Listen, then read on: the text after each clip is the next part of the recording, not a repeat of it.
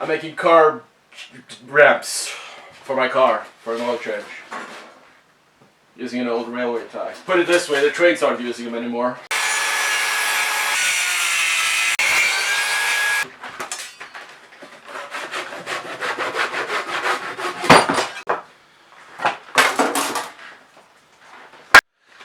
There we go.